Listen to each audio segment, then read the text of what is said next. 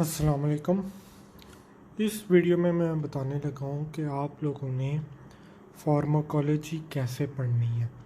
ठीक है, फार्माकोलॉजी एक टफ़ सब्जेक्ट है, एमबीबीएस का 3rd ईयर में है और ये जो मैं बताने लगा हूँ ये यूएचएस के मुताबिक है। ठीक है, तो सबसे पहले तो बुक आपने कौन सी पढ़नी है। बुक आपने पढ़नी है कैटजिंग एंड ट्रेवर। ठीक है, ये बेस्ट बुक है, मिनी कैटजिंग भी कहते हैं इसे। ठीक है, सिर्फ यही बुक मेरे हिसाब से इनफ है। ठीक है, सबसे पहले तो कंटेंट्स देख लेते हैं।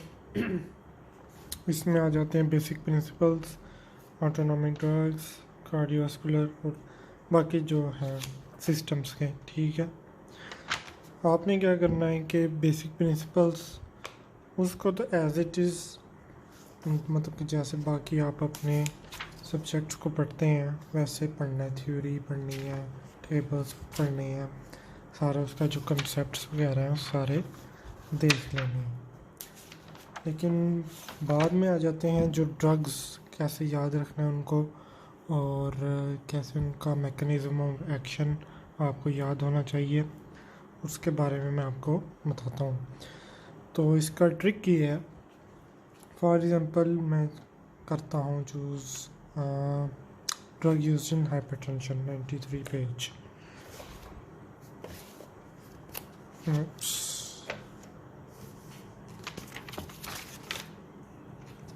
हाँ, अब ये आ गया चैप्टर, ये कार्डियोवास्कुलर ड्रग्स का चैप्टर है, उसमें है ड्रग यूज्ड इन हाइपरटेंशन।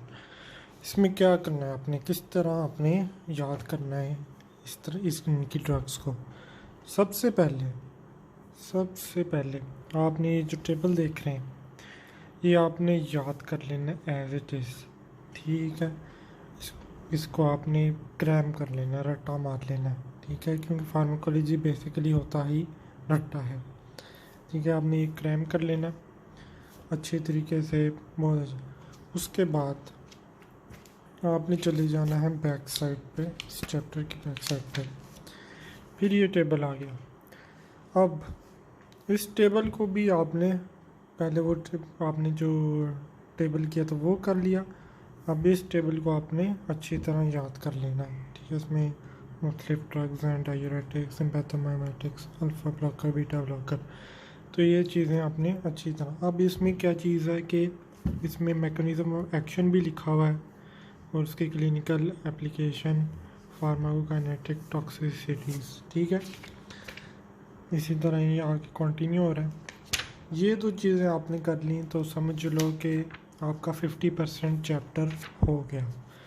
ठीक है, 50% आपका मतलब कि आपको 50 to 60% आपको आगे ये ड्रग्स यूज इन हाइपरटेंशन। फिर आपने क्या करना है, आपने ये चैप्टर रीड कर लेना है। ठीक है, सारा उसका रीड था, और नोट्स बना लेने आपने, जो भी एनोटेशंस हैं वो आपने कर लेने हैं। ठीक है, वो करने के बाद फिर एंड पे आ जाता है ये वाला टेबल। ये है high yield terms to learn, मतलब कि ये मुख्तलिफ इसमें टर्म्स होती हैं। बैरो रिसेप्टर रिफ्लेक्स है, ऑर्थोस्टैटिक हाइपरटेंशन है, मैलिग्नेंट हाइपरटेंशन है। मतलब ये चीज़ें मतलब साथ साथ करें, जब आप रीड करें तो ये भी साथ साथ ही करें, ताकि आपको फिर मसला ना हो कि कौन सी टर्म का क्या मतलब है। तो वो सारी टर्म्स इन्होंने यहाँ पे लिख दी हुई हैं। ठीक है, इसके बाद आप सारा चैप्टर गो थ्रू करें। गो थ्रू करने के बाद एंड पे एक चीज़ आती है कि आपने, ठीक है, आपने स्टडी कर लिया, आपने उस ड्रग्स को अच्छी तरह याद कर लिया और टेबल्स देख लिए, उसके ग्रुप्स और उसकी क्लासिफिकेशन अच्छी तरह मेमोराइज़ कर ली।